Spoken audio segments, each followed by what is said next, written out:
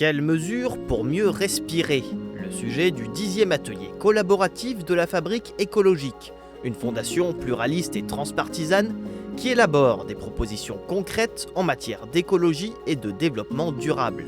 L'un de ces groupes de travail, constitué d'acteurs du monde de la médecine, des collectivités territoriales et du droit, a publié une note, une feuille de route pour lutter contre la pollution atmosphérique dans les agglomérations.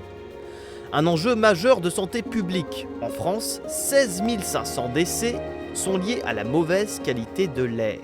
Les personnes qui sont les plus fragiles par rapport aux variations de la qualité de l'air sont les gens qui ont des maladies asthmatiques par exemple, les gens qui ont ce qu'on appelle la BPCO, c'est-à-dire une bronchite chronique très souvent liée au tabagisme, les gens qui ont des insuffisances cardiaques, les personnes âgées, les enfants très jeunes. Lors d'épisodes de pollution aux particules fines, ces particules fines rentrent dans les bronches et ensuite rentrent dans le sang, et ce qui fait qu'on a des maladies cardiovasculaires. C'est un problème qui n'est pas bien connu aujourd'hui de la population. Donc c'est un enjeu de santé crucial parce que les personnes ne savent pas qu'elles doivent être protégées contre la pollution. Nous avons démultiplié un marché automobile plutôt en direction du diesel, alors même qu'on sait que par exemple le diesel est cancérigène. Donc il faut utiliser tous les leviers. Évidemment les collectivités territoriales, les municipalités, l'État, les régions, mais pas seulement. Les associations, les ONG, les sociétés privées, l'ensemble des acteurs puisqu'on est tous émetteurs aussi dans l'absolu de pollution. Pour nous permettre de mieux respirer, la note s'attaque à 3 axes principaux. Informer les populations, lutter contre la pollution atmosphérique et protéger les individus les plus vulnérables.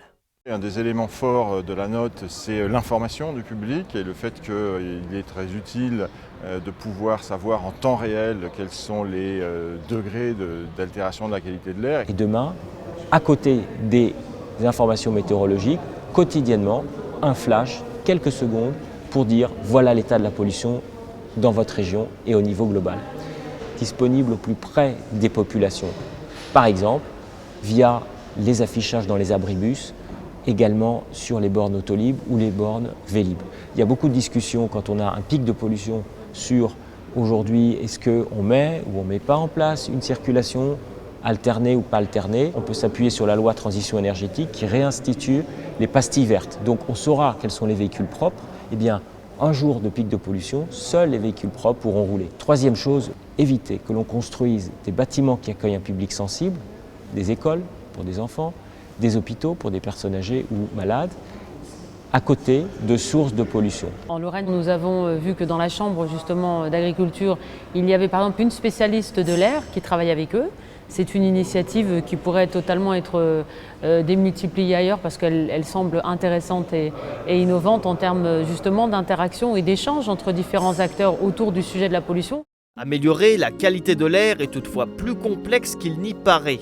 Chaque territoire a ses émetteurs de pollution qui lui sont propres. Il est également difficile de connaître avec certitude l'évolution du nombre de malades liés à ce problème de santé publique. Chaque région a sa particularité, a sa spécificité. Par exemple, dans la région de Chamonix, l'un des premiers émetteurs de pollution, c'est plutôt le chauffage, les hauts-bois.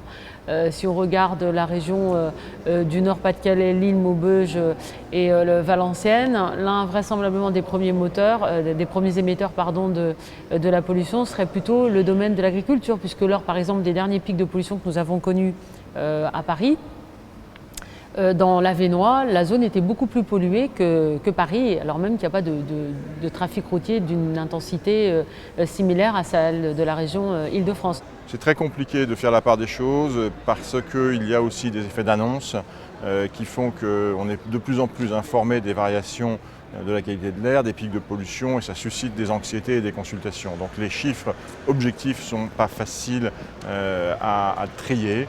La note de travail est consultable sur le site de la Fabrique écologique jusqu'à fin septembre 2015. Les internautes peuvent la commenter et même proposer de nouvelles solutions avant la publication d'une version définitive en octobre prochain.